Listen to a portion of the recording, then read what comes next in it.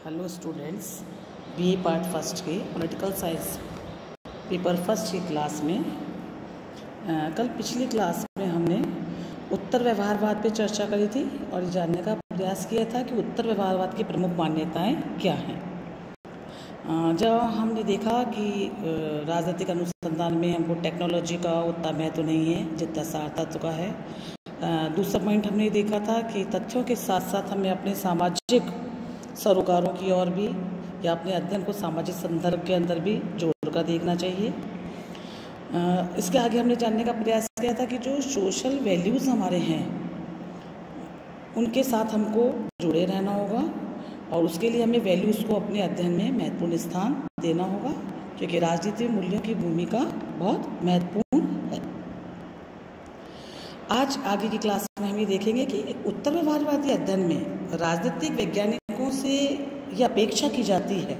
कि उन्हें इंटेलेक्चुअल्स होने के नाते सोसाइटी में बड़े बड़े काम करने हैं और ये उनका विशेष दायित्व है। मात्र एक तटस्थता या न्यूट्रलिटी के नाम पर ऐसा नहीं है कि वो सोशल प्रॉब्लम से अपने आप को दूर कर ले, नहीं तो उनकी स्थिति सोसाइटी के अंदर उन्हें बनानी है तो उन्हें सामाजिक सरोकारों से सामाजिक समस्याओं पे ध्यान देना होगा। और जब हम ये क्लियर हो जाएगा कि एक इंटेलेक्चुअल्स के रूप में या बुद्धिजीवियों के रूप में हमारी जो एक सकारात्मक भूमिका है और समाज में जो भी प्रॉब्लम्स हैं या समाज में जो भी बीमारियां हैं उन्हीं को निस्तारण करने के लिए बुद्धिजीवियों को आगे आना होगा और तब सभी जो हमारे प्रोफेशंस हैं वो राजनीति से संबंध अपने आप हो जाएंगे और हमारे विषय को भी इम्पोर्टेंस प्राप्त हो सकेंगे। तो कुल मिला के हमने ये देखा कि उत्तर व्यवहारवाद ने व्यवहारवाद में जो कमियां थी उनको समेकित करके एक या उसको अपने साथ लेकर के उसके विकास को एक नई दिशा दी है। या हम ये कह सकते हैं कि जो परंपरागत से व्यवहारवाद और व्यवहारवाद से उत्तर व्यवहारवाद के और हमारा जो ये संक्रमण है हम उसे वाद, प्रतिवाद और संवाद के रूप में समझ सकते हैं। उस प्रकार से कि जिससे परंपरावादी जो सिद्धांत था वो वाद थीसिस की स्थिति में है, उसके प्रत्युत्तर में एंटीथीसिस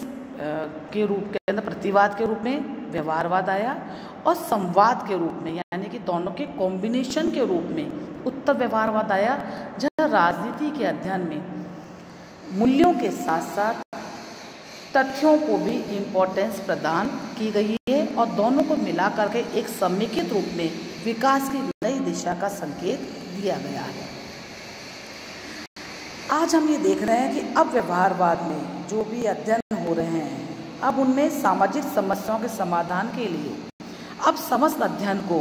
प्रासंगिक बनाया जा रहा है, जैसा कि उत्तर व्यवहारवादियों ने नारा भी ये दिया था कि अब हमें अपने अध्ययन को रेलेवेंट बनाना होगा और उसे सोसाइटी के साथ में जोड़ना होगा।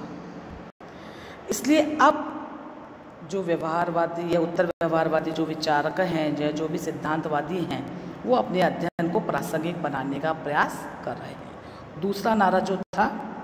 एक्शन या कर्म के बारे में, कार्रवाई के बारे में जो बात की जा रही थी,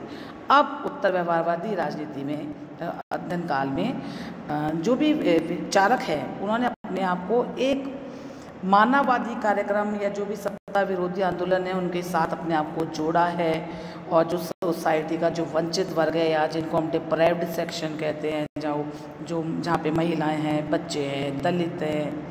आदिवासी हैं, उनकी दशा को सुधारने के लिए भी सोसाइटी के अंदर इंटेलेक्चुअल्स आगे आ रहे हैं।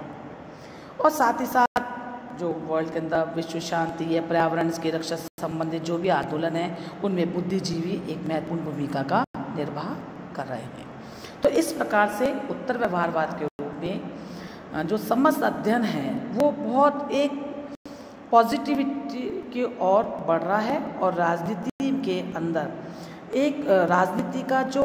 विषय है वो सभी व्यवसायों से जुड़ रहा है, जिससे हमारा विषय की उपादेयता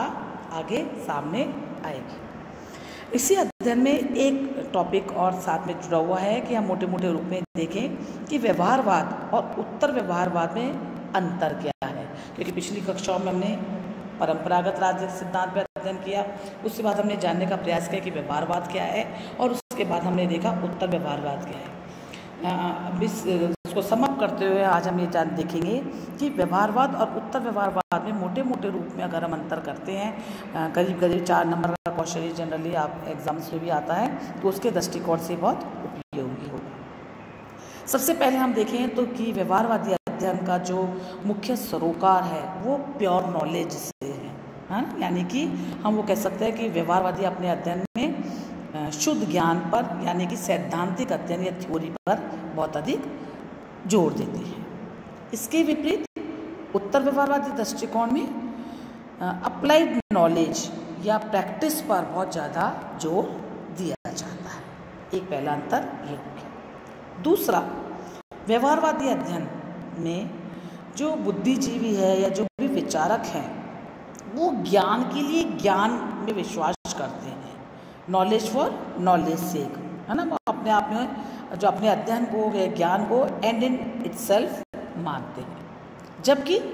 उत्तर व्यवहारवादी अध्ययन में सामाजिक आवश्यकताओं की पूर्ति के लिए ज्ञान की प्रासंगिकता पर हम विचार किया जाता है कि ज्ञान वो ही उपयोगी है सोसाइटी के लिए जो समाज के लिए काम आ सके, यानी कि उसकी कोई रेलेवेंस हो। तीसरी बात, व्यवहारवादी अध्ययन में डिसीजन मेकिंग की प्रक्रिया का एनालिसिस या विश्लेषण करते हैं हम लोग, जबकि उत्तर व्यवहारवाद में हम कंटेंट, डिसीजन का जो कंटेंट है उसका विश्लेषण किया जाता है। एक अन्य अंतर है कि व्यवहारवादी अध्ययन में हम व्यष्टि यानी कि माइक्रो, सूक्ष्म,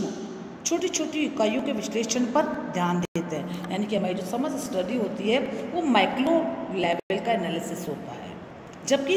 उत्तर व्यवहारवादी जो अध्ययन होता है वो मैक्रो लेवल एनालिसिस यानी कि समष्टि स्तर का विश्लेषण होता है, जब बड़ी बड़ी इकाइयों का स्थिति और भूमिका का विश्लेषण किया जाता है।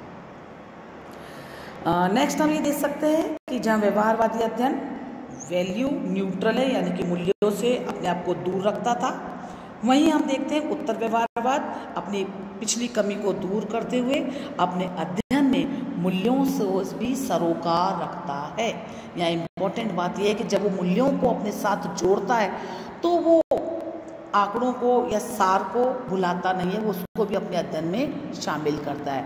तो हम कुल मिलाकर के कह सकते हैं कि उत्तर व्यवहारवाद के अंतर्गत परंपरागत और व्यवहारवाद की दोनों की कमियों को दूर करते हुए एक समेकित दृष्टिकोण अपनाते हुए ये यथास्थितिवाद से अपने आप को आगे ले जाते हुए सामाजिक परिवर्तन की दिशा में आगे काम किया जाता है और सामाजिक समस्याओं से उत्तर व्यवहारवादी अपने आप को जोड़ के अपने अध्ययन को आगे ले जाता है। धन्यवाद।